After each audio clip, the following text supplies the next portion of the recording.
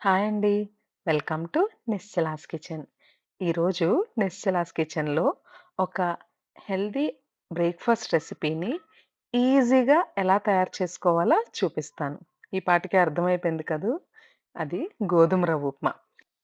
ఎప్పుడైనా గోధుమ రవ్వ ఉప్మాని ఈజీగా కుక్కర్‌లో చేయడం ట్రై చేశారా? ఈరోజు చేద్దురు గాని రండి. కుక్కర్‌లో 2-3 టేబుల్ స్పూన్ల వరకు ఆయిల్, అలాగే ఒక్క టేబుల్ స్పూన్ నెయ్య వేసుకొని వేడి చేసుకోవాలి. నూనె వేడైన తర్వాత ఇప్పుడు ఇందులో పోపు దినుసులు వేసుకోవాలి. ఒక టేబుల్ స్పూన్ ఆవాలు, జీలకర్ర, పచ్చిశనగపప్పు, మినపప్పు. ఇవన్నీ కూడా ఒక్కొక్క టేబుల్ స్పూన్ చొప్పున వేసుకొని బాగా ఫ్రై చేసుకోవాలి. ఇవి కొంచెం వేగిన తర్వాత ఇందులో జీడిపప్పు వేసుకోవాలి. సుమారుగా ఒక టేబుల్ స్పూన్ జీడిపప్పును వేసుకున్నాను నేనిక్కడ.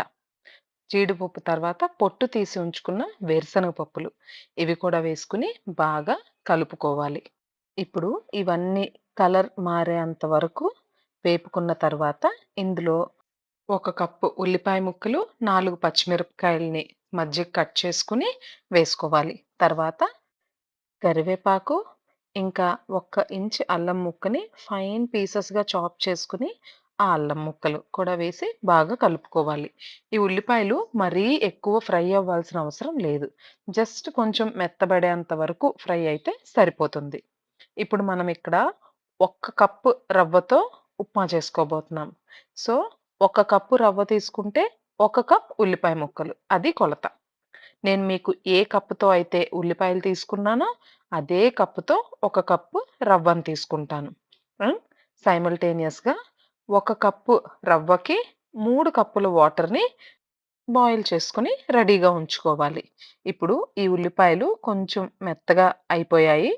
ఇందులో ఇప్పుడు నేను రవ్వ ఏసి, కొంచెం రవ్వని వీటిలతో కలిపి ఫ్రై చేస్తాను.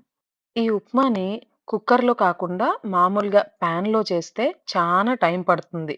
ఎందుకంటే గోధుమ రవ్వ కొంచెం మందంగా ఉంటుంది. అది ఉడకడానికి ఎంతో టైం తీసుకుంటుంది. సో, ఈ ప్రాసెస్‌లో ట్రై చేసి చూడండి. 5 మినిట్స్‌లో ఉప్మా రెడీ అయిపోతుంది. ఓకే.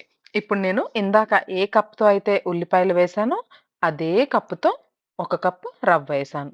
రవ్వ కూడా వేసుకొని బాగా ఫ్రై చేసుకోవాలి. ఇలా మంచి గోల్డెన్ కలర్ వచ్చేంత వరకు మన రవ్వని జాగ్రత్తగా దగ్గరుండి ఫ్రై చేసుకోవాలి. ఆ తర్వాత ఒక కప్పుకి 3 కప్పులు వాటర్‌ని మనం బాయిల్ చేసుకున్నాం కదా! ఆ వాటర్‌ని ఈ కుక్కర్‌లో వేసేసుకోవాలి.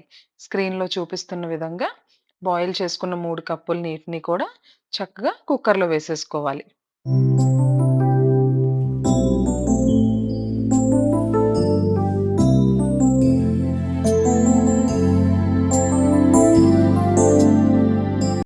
ఇప్పుడు ఇందులో రుచికి సరిపడా ఉప్పు, సాల్ట్ వేసుకొని బాగా కలుపుకోవాలి.